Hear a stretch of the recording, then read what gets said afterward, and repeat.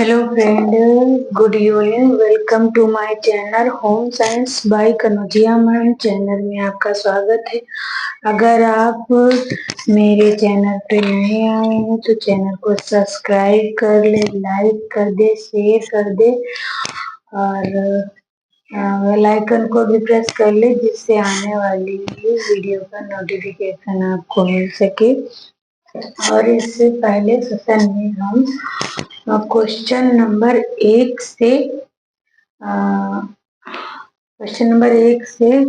28 तक क्वेश्चन हल कर चुके हैं। ये क्वेश्चन पेपर 2016 टीजीटी का पेपर है। इसका विज्ञापन 16 में आया था और पेपर हुआ था 19 में। तो ये होम साइंस का पेपर है। आइए हम होम साइंस का पेपर हल करते हैं और आप भी मेरे साथ हल करिए। क्वेश्चन नंबर हमारा 29 कह रहा है कि विराम अवस्था में शरीर द्वारा वांछित ऊर्जा की मात्रा है। क्वेश्चन हमारा ये कह रहा है कि विराम अवस्था में शरीर द्वारा वांछित ऊर्जा की मात्रा है। जैसे कि जब हमारा शरीर आराम कर रहा होता है, विश्राम कर रहा होता है, तो उस अवस्था में जो ऊर्जा की मात्रा होती है तो हम उसे किसके थ्रू मेजर करते हैं। क्वेश्चन हमारा ये कह रहा है, तो हम उसे क्या कहते हैं?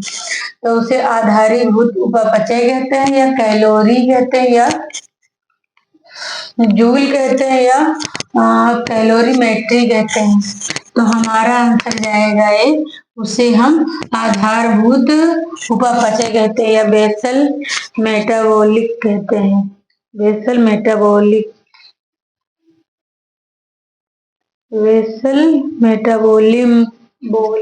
कहते हैं।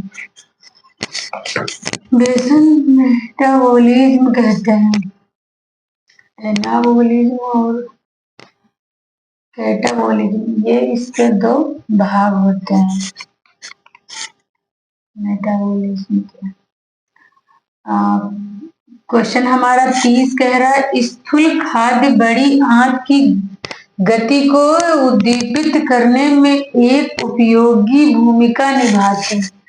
क्वेश्चन हमारा ये कह रहा है कि स्थूल खाद्य, स्थूल माने मोटे अनाज, तो स्थूल खाद्य जो है मतलब मोटे अनाज है, बड़ी आंत की गति को उद्दीपित करने में एक उपयोगी भूमिका निभाते हैं। क्वेश्चन हमारा कह रहा है ये बात सही है कि गलत है, कि विवादित है, कि संबंधित ही नहीं है। तो ए कह रहा है सत्य है, बी कह रहा है असत्य है, सी कह रहा है विवादित है, डी कह रहा है संबंधित है। तो हमारा आंसर जाएगा सत्य है।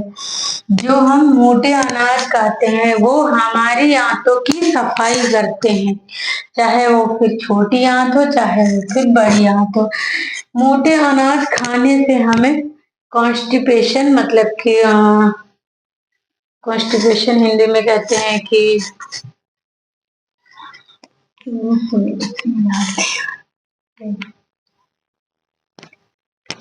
कॉन्स्टिपेशन नहीं होता है। कब्ज की, हिंदी में कब्ज कहते हैं। कब्ज की शिकायत नहीं होती मोटे अनाज खाने से, आंतों की सफाई हो जाती है। जो मल है हमारा पेट के अंदर जमता नहीं है, आसानी से बाहर निकल जाता है। क्वेश्चन नंबर 31 कह रहा है, अमीनो अम्ल जिनकी संश्लेषण शरीर में नहीं कर सकता वे डॉट डॉट अमीनो अम्ल कहलाते हैं। क्वेश्चन हमारा ये कह रहा है कि अमीनो अम्ल जिनका हमारा शरीर जो है संश्लेषण नहीं करता है, हम उन्हें क्या कहते हैं? आवश्यक अमीनो अम्ल कहते हैं या अनावश्यक? दो ही हमारे अमीनो अम्ल होते हैं। जो आवश्यक अमीनो अम्ल होते हैं वो हमारे शरीर में मौजूद नहीं होते हैं, और जो अनावश्यक होते हैं वो हमारे शरीर में ऑटोमेटिक बनते हैं। हमें भोजन के थ्रू उनको लेने की आवश्यकता नहीं होती, और जो आवश्यक अमीनो अम्ल होते हैं उन्हें हमें भोजन के द्वारा लेने की आवश्यकता होती है। ये संख्या में 20 होते हैं। 10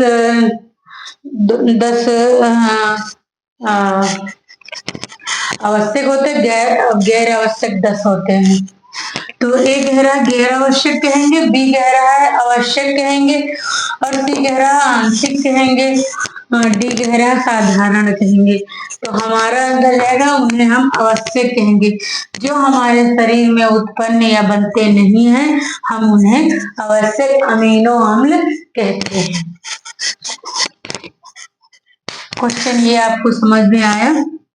क्वेश्चन हमारा 32 कह रहा है भ्रूण में पहले नितंब आना, उसके बाद टांगे और बाहें और अंत में सिर आना, यह स्थिति है। ये क्वेश्चन 2020 में भी पूछा जा चुका है और ये देखिए 16 में भी आया है। ये क्वेश्चन वेरी वेरी इम्पोर्टेंट है। तो क्वेश्चन हमारा 32 कह रहा है भ्रूण में पहले नितंब आना, उसके बाद टांगे और बाहें और अंत में सिर आना, यह स्थिति क्या कहलाती? एक है बीज जन्म कहेंगे, ब्रीज जन्म कहेंगे, सी कह रहा उपकरण जन्म कहेंगे, सी कह रहा प्राकृतिक जन्म कहेंगे, बी कह रहा उपकरण जन्म कहेंगे, डी कह रहा तुरंत जन्म। तुरंत जन्म कोई जन्म नहीं होता है, हम उसे ब्रीज जन्म, हमारा आंसर जाएगा ए। और उपकरण जन्म हम उन्हें कहते हैं जो औजारों के द्वारा, उपकरणों के द्वारा जिसके दोनों बच्चे का जन्म होता है, जिससे कहते हैं ऑपरेशन से बच्चा होना, उसी को हम उपकरण जन्म कहते हैं। प्राकृतिक जन्म जो नेचुरल जिसको जन्म कहते हैं, जिसमें किसी औजार का ना यूज होना और ऑटोमेटिक अपने आप नॉर्मल डिलीवरी इसको कहते हैं, उसी को हम प्राकृतिक जन्म कहते हैं। और क्वेश्चन नंबर हमारा 33 डॉट डॉट के पर्याप्त अनुपात वाला भोजन आपके शरीर में अधिक समय तक टिकता है।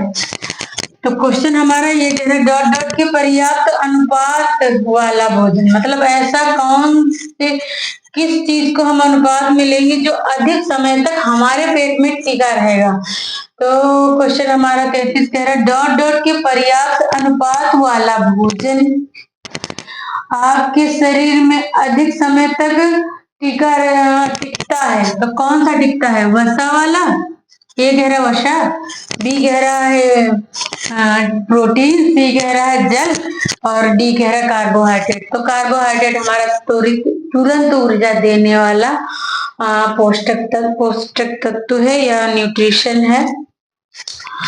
और प्रोटीन हमारे शरीर का निर्माण करती है, प्रोटीन से ही हमारे शरीर का निर्माण होता है, ऊतक और कोशिका होगा। और वसा वाला भोजन हमारा आंसर जाएगा ये वसा वाला, जैसे कि आप देखते हैं कि जैसे कि मांस, मछली या पूड़ी ले लो, पराठे ले लो, जो भी जिसमें वसाएं यूज होगी, वो आप अगर भोजन यूज करते हैं या लेते हैं तो वो ज्यादा जल्दी से पचता नहीं, देर में पचता है, वो हमारे अंदर देर तक समय तक टिका रहता है, देर तक पेट भरा भरा हमें एहसास होता है। क्वेश्चन हमारा 34 कह रहा है डॉट डॉट पेलाग्रा की कमी से होता है। तो पेलाग्रा की कमी से क्वेश्चन हमारा ये कह रहा है, क्वेश्चन हमारा 34 कह रहा है पेलाग्रा डॉट डॉट की कमी से होता है। तो क्वेश्चन हमारा ये कह रहा है कि किसकी कमी से पेलाग्रा रोग हो जाता है। तो ए कह रहा है थायमिन, बी कह रहा है आयोडीन, सी कह रहा है नियासिन, डी कह रहा है राइबोफ्लेविन। बी कॉम्प्लेक्स के ये सारे रूप हैं, थायमिन, नियासिन, राइबोफ्लेविन, ये सब रासायनिक नाम है।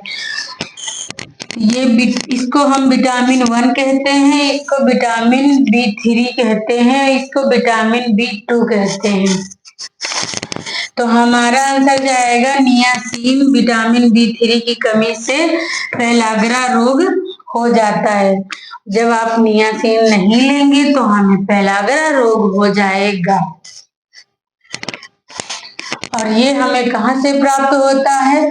अनाजों से प्राप्त होता है, खमीरित अनाजों से प्राप्त होगा और प्लस नॉर्मल अनाजों से भी प्राप्त होता है, जैसे कि रोटी, चावल, इनमें हमें नियासिन मिलता है, राइबोफ्लेविन भी मिलता है, थायमिन भी मिलता है। और आयोडीन की कमी से हमें गुर्गा रोग हो जाता है, इसी को गलगंड कहते हैं, ग्वाइटर कहते हैं। देखा होगा कभी कभी किसी की जैसे कि गले में गला फूल जाना, तो वही होता है ग्वाइटर या गलगंड रोग। ये आयोडीन मिलता कहाँ से है? ये हमें समुद्री समुद्री कोई भी खाद्य पदार्थों से हमें मिलता है, जैसे मछली, नमक है, इनमें सब में हमें आयोडीन पर्याप्त मात्रा में मिलता है। क्वेश्चन हमारा 35 कह रहा है हीमोग्लोबिन बनाने के लिए डॉट डॉट की आवश्यकता होती है। हम ब्लड बनाने के लिए हमें किसकी आवश्यकता होती है? तो इसमें प्रोटीन भी है, प्रोटीन की भी आवश्यकता होती है और लौह तत्व की भी आवश्यकता होती है, विटामिन सी की भी आवश्यकता होती है, मगर इसमें दोनों दिया है।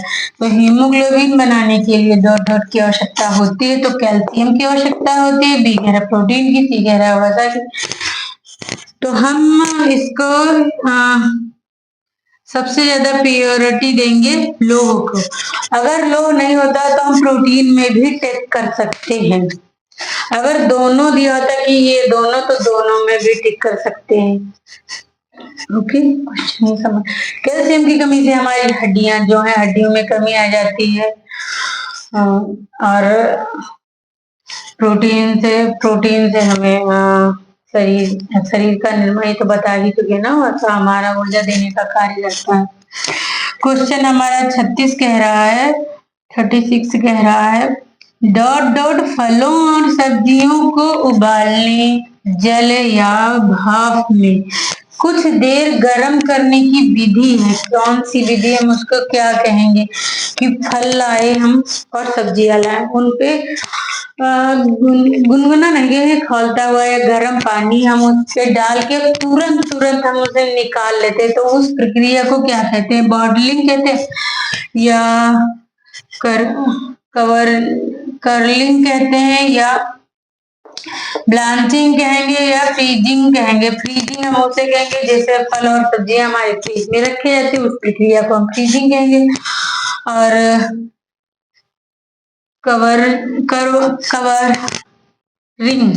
कवरिंग हम उसे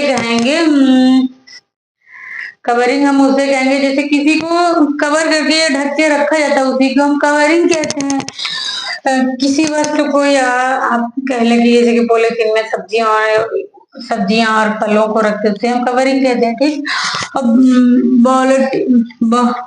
बॉटलिंग हम उसे कहते हैं जैसे कि जो भी हमारे अचार, मुरब्बा, जैम, जेली, ये सब बॉटल में पैक किए जाते हैं, इसे हम बॉटलिंग कहते हैं। जैसे जल भी हमारा बॉटलिंग में आता है, इसे हम बॉटलिंग कहते हैं। तो हमारा आंसर जाएगा सी, इसे हम ब्लांचिंग कहेंगे।